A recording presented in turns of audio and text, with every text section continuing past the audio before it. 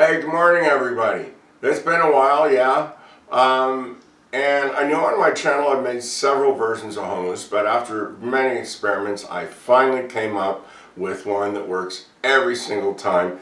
And I know this is a part bag that doesn't look like much, but the key to the recipe is using Channa Dal, which is split chickpeas that don't have any shells or husks on.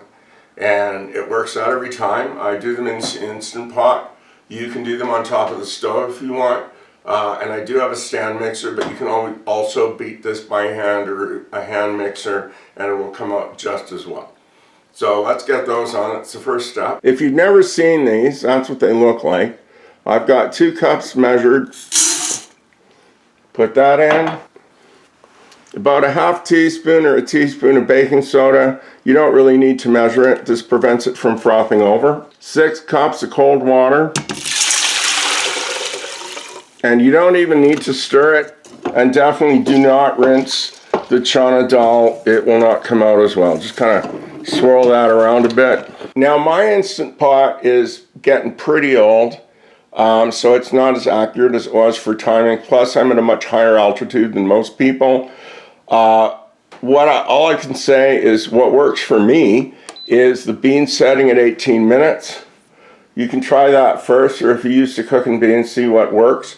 The important part is they're cooked through, and when they come out, I'll show you what that means. What is important, make sure that your pressure valve is on, and after they cook, do not do a fast release. Let it go on a natural release, and after it releases, check the timer on here.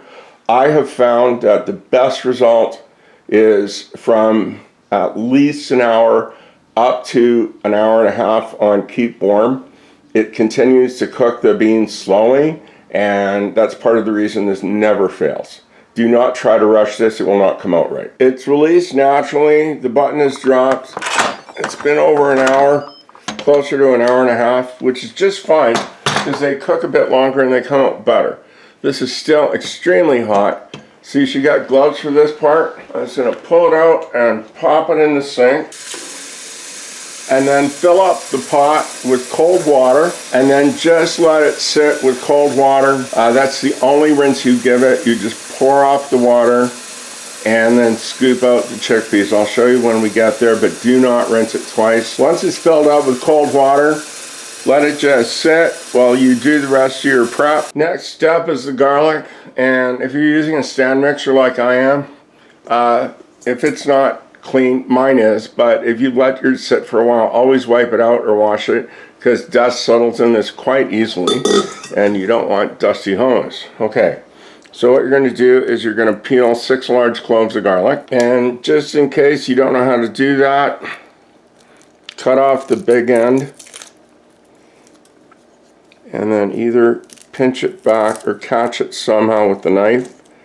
Get your thumbnail under it and the peel should just come off.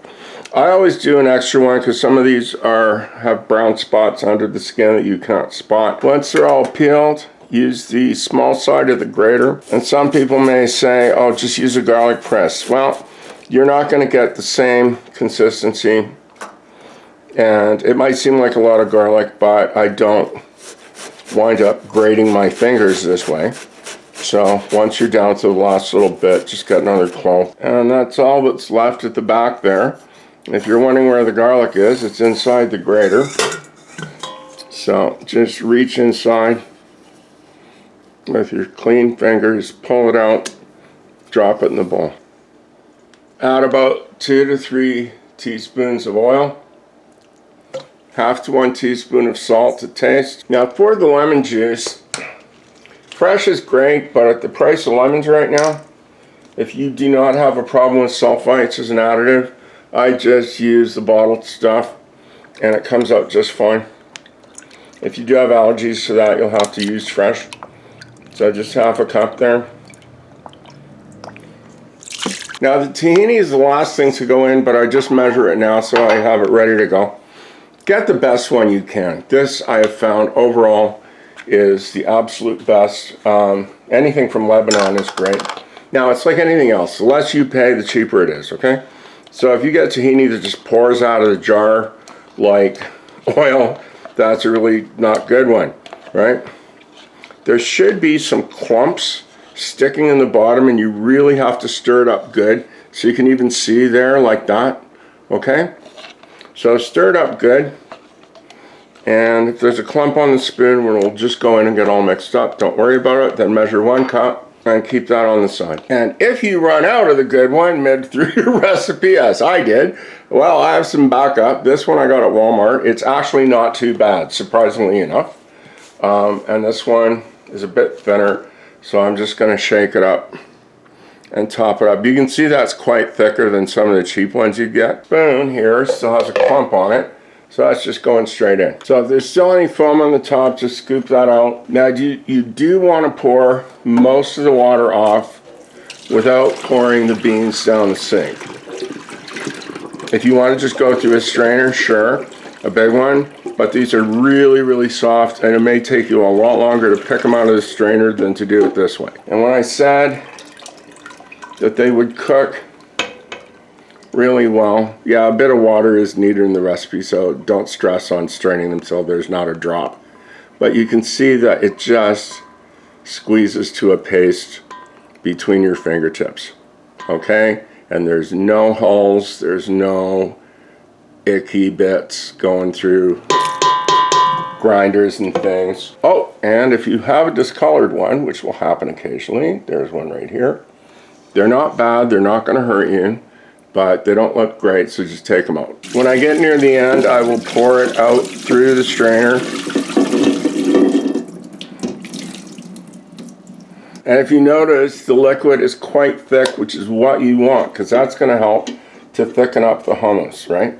And don't worry about straining it till there's no drops, but don't put too much water in either, because then it'll just get thinner. And if you eat hummus a lot, because it's really good for you, it's just so much cheaper making it this way. I costed it out, and everybody has different food costs, but I think an equivalent weight or volume came up something to be like ridiculous, like I think over a $40 difference than buying like containers at the store. Plus, you don't have all the additives and preservatives and whatever. And that said, this will keep in the fridge for about a week, if it lasts that long. Okay, so now on to the mixer. And if anybody's here that used to watch me before, yeah, the old one, it just gave it up one day. And I had to get a new one. Get the whisk attachment on that. Start it up slow at first. You want to catch all the beans and have them break up without scraping down the side, hopefully. And if there's a few beans that don't mix up and you've got guests and they go, what's this? Well, there's your proof it's homemade. Now, you don't get that much more for high speed, and it's bad for the motor. So what I'll do is I let this run for a few minutes on 7 or 8. I've got it on 8 right now. And stop a bit in between to scrape down the side. Okay, so that's been going for a few minutes. It's thickened up quite a bit. I'll scrape down the side so you can see. Yeah.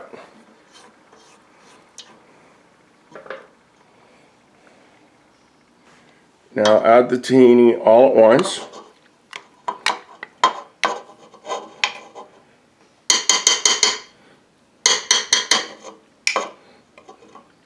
Scrape out the cup if you need to. If you've got good tahini, you probably will. And start it up again fairly slow.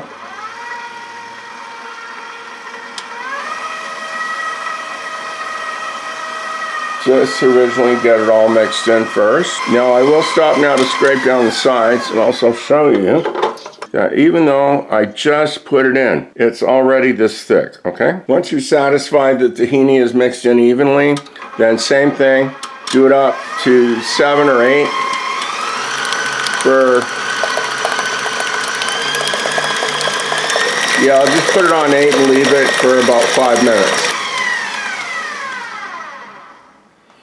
Okay, it's been 5 minutes. And I'm just gonna leave the whisk in the bowl. It always falls in, you just can't help it. Okay, just knock off what you can. So I have a clean container here, and I'm just going to pour it out.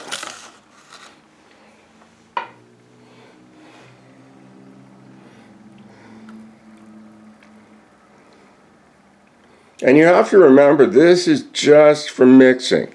This has not set. And yes, after it's chilled overnight in the fridge, the flavors blend and it comes out much better. I mean, if you just can't wait, sure, you can have some now to see, but it will taste much better the next day and have a much better texture as well. Yeah, so this is right out, and you can even see that the ridges are staying. That's everything I could get out of the bowl, and I'm going to pop it in the fridge for the flavors to blend and for it to set overnight, and we'll take a look at it tomorrow. It's the next morning, so let's see what we've got. This has been in the fridge overnight, and yeah, you can see it's got a really nice consistency. Looks just like the one out of the store, and the spoon even stands up in it.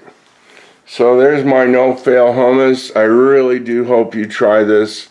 If you love hummus, you're really going to enjoy it. Thanks for watching. Hope to see you again.